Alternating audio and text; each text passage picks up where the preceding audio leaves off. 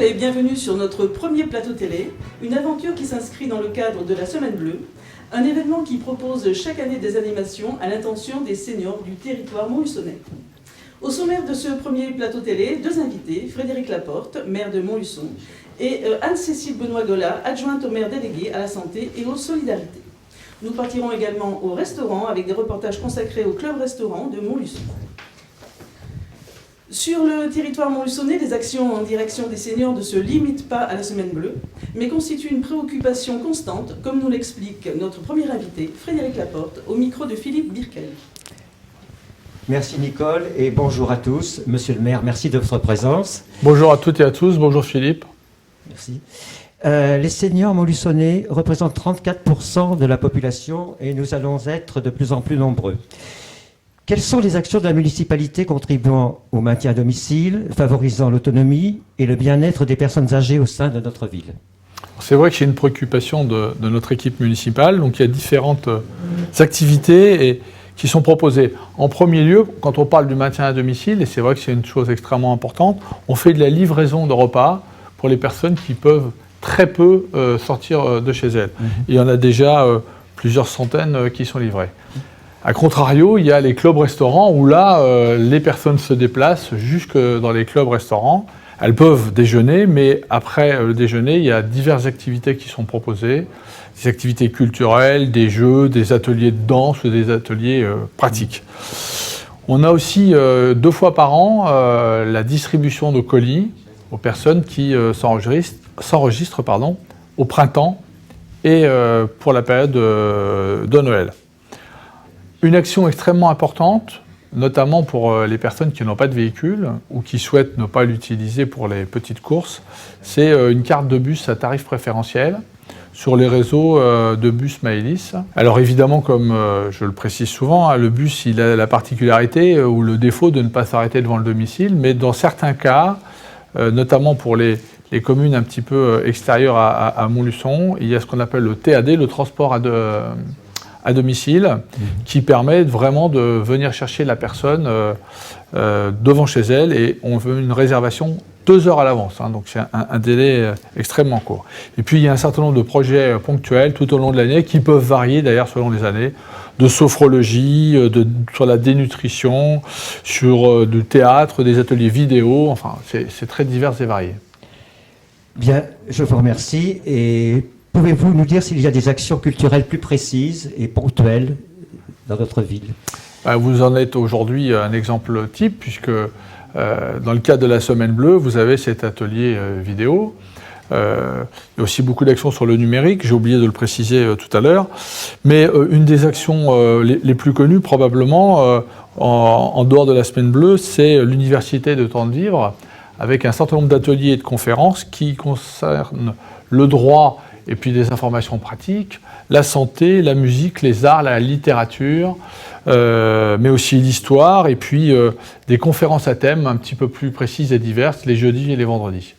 Et puis enfin, je parlerai d'un moment plus festif, même s'il y a une partie de danse, qui est le repas du Nouvel An, ou début janvier, où là, il y a quelques centaines de personnes d'un certain âge ou d'une grande expérience qui se retrouvent à Athanor autour d'un repas et d'un après-midi dansant. Monsieur le maire, merci encore de votre présence. Je vous remercie d'avoir répondu à nos questions. Et je repasse l'antenne à Nicole. Merci Philippe. Retrouvons Thérésia Ezech et Bernard Boba qui ont rencontré pour nous les habitués du club restaurant d'Ambroise Croizat. Alors le service animation et vie sociale existe depuis plus de 60 ans. Au départ, il était pour les personnes miséreuses, pour leur permettre d'avoir un repas chaud au moins une fois dans la journée. Alors les clubs fonctionnent toute l'année, du 1er janvier au 31 décembre, du lundi au vendredi. Il y a un service de restauration à partir de midi et l'après-midi, des animations à partir de 14h30 jusqu'à 17h. Alors les clubs ont des animations avec les jeux de société, les jeux de cartes et des animations sportives et culturelles par des intervenants extérieurs et aussi des collègues de la ville de Montluçon, les éducateurs sportifs. C'est épuisant, ça part dans tous les sens, j'arrive pas à les retenir. Ah, j'en peux plus là, regardez, vous entendez encore, ils continuent, on a beau leur dire stop, ils continuent, ils s'arrêtent jamais. Parce que franchement c'est formidable, on s'éclate, on rigole, tout le monde est content de le faire. On est un petit groupe où tout le monde est heureux de s'investir dans ce théâtre, hein. Et j'espère qu'après, ils vont nous trouver à le continuer. Alors, ces clubs-restaurants sont très conviviaux, ça permet de rompre l'isolement, d'avoir un lien social, bien entouré par tous nos collègues, qui proposent des activités différentes tous les jours pour accueillir le plus grand nombre d'adhérents et leur faire passer des bons moments. Ben oui, parce que moi je vis toute seule, donc là je vois du monde, on fait des jeux.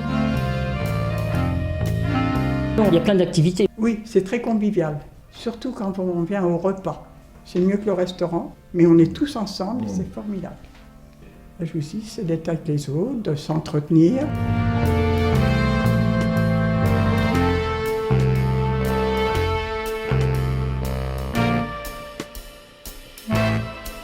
Ça fait du bien au cerveau et puis au corps.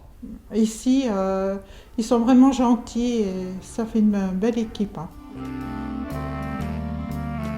Les conditions, c'est une adhésion à l'année de 30 € qui leur permet d'aller dans les deux clubs, de participer à toutes les activités qui sont proposées, aussi bien culturelles que physiques. Et le revenu est demandé uniquement pour la prise des repas, parce que les repas sont facturés suivant les ressources des personnes. Ah mais le thème, on n'en sait rien en fait. Non. Tout ce qu'on sait, c'est qu'on veut parler des belles choses vécues. C'est le titre, on a le titre, c'est déjà un début. Hein. Et on crée tout ensemble. Oh, on va monter sur scène, hein. Oui. Ça va être notre première. Eh bien, dès qu'on pourra, on vous annoncera la date du spectacle, le lieu du spectacle, mais pas le contenu. Venez nombreux, on vous attend. C'est franchement un endroit super, hein, qu'il faut garder. Les seniors représentent une population aux besoins spécifiques auxquels s'applique de répondre la ville de Montluçon, ainsi que nous allons le voir avec Anne-Cécile Benoît-Gola, invitée sur notre plateau. Nicole, merci. Madame, merci de votre présence. Vous êtes adjointe au maire délégué à la santé et aux solidarités. Quelles sont les priorités en direction des personnes âgées que vous souhaiteriez défendre tout au long de votre mandat ? En termes de santé, sur le lien social, etc. Merci, bonjour à toutes et à tous. Alors juste une petite précision, je suis adjointe auprès de Monsieur le maire, donc Frédéric Laporte, à la santé, solidarité, personnes âgées. Le sujet, j'allais dire, qui est primordial et qui nous intéresse. Je crois que ce pourquoi on s'attache avec le service vie sociale et autonomie, c'est surtout de rompre l'isolement et de conserver du lien social entre les individus. Et ça, c'est vraiment quelque chose de capital. J'allais dire d'un premier lien, d'un premier fil d'Ariane qui nous guide et qui nous guide dans tous les projets tout au long de l'année. Et puis, je crois aussi quelque chose auquel on est très attentif et où on essaie de travailler autour des projets pour ça, que les anciens, que nos anciens, nous apprennent et continuent à nous apprendre. Et c'est vrai que c'est quelque chose auquel on s'attache beaucoup, qu'ils nous apprennent à tous, à nos jeunes, et qu'ils puissent nous donner et nous transmettre leur savoir encore et encore, qui est une richesse et une vraie richesse de chacun. Ce que vous venez de nous dire me fait penser à une question que j'aimerais vous poser. Pensez-vous que les clubs retraite-restaurants jouent un rôle social important dans le tissu urbain montluçonnais ? Alors c'est sûr, parce que c'est un endroit justement où là on rompt le lien social et où où on rompt l'isolement et où on garde justement ce lien social.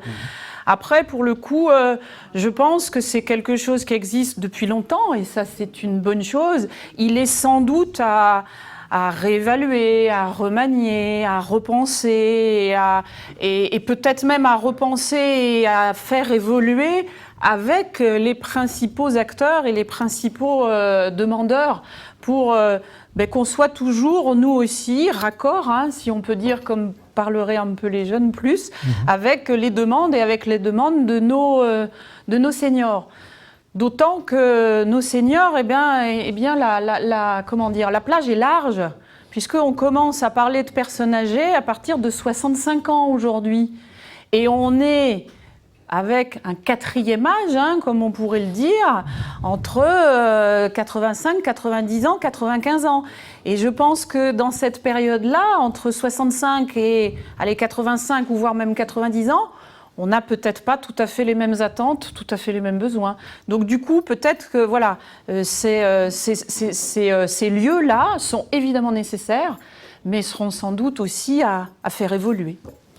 Eh bien, je crois que vous nous avez donné quelques pistes sur vos projets. Je vous remercie et je repasse l'antenne à Nicole pour la suite du programme. Nous nous rendons maintenant au club-restaurant Jules Ferry, un reportage signé Thérésia Ezech et Bernard Boba. Alors, je m'appelle Béatrice, je travaille au club Jules Ferry. Action! Oui, je viens tous les après-midi pour jouer aux cartes, à belote, au domino. Puis la convivialité, parce que là, on est très bien reçus. Oui, moi, toute seule chez moi, dans une maison, bon, c'est pas la joie. Alors que ici, j'ai la distraction. Je peux jouer avec la belote, je peux jouer aux cartes. Je viens pour rencontrer d'autres personnes, parce que quand on arrive à un certain âge, on n'a pas trop d'activité, on ne peut pas trop se déplacer. Donc pour moi, le club était tout indiqué. On change d'activité tous les jours également, même à la demande de retraités.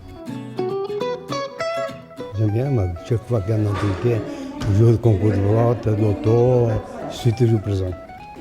Moi, je viens manger, mais pour rester l'après-midi. Oui, j'ai fait des nouvelles rencontres. Il y a des personnes que je ne connaissais pas qui viennent.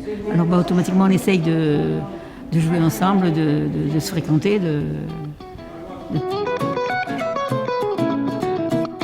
C'est un club très familial, les gens s'entendent très très bien. Nous, on est à leur écoute. Si on s'entend bien, c'est une bonne chose. Les activités sont surtout des activités cérébrales, j'aime beaucoup. Alors, entre autres, chiffres et lettres. Et puis, d'autres fois, on fait un baccalauréat, c'est intéressant aussi. La population pense que c'est un club de personnes de très très très âgées, mais non, c'est un club pour les retraités, les jeunes retraités. Je pense que tout le monde peut venir et c'est très agréable. Et le personnel est très sympa, très bien. Alors, est-ce qu'on a envie de venir là? Je suis très heureuse d'avoir un endroit pour me changer les idées, rencontrer des personnes. J'aime bien cette ambiance. Depuis des années, et puis j'espère continuer encore d'autres. Merci Philippe, merci à nos invités, merci à l'équipe technique, merci de votre attention pour ce premier plateau télé et au plaisir de vous retrouver pour notre prochaine édition.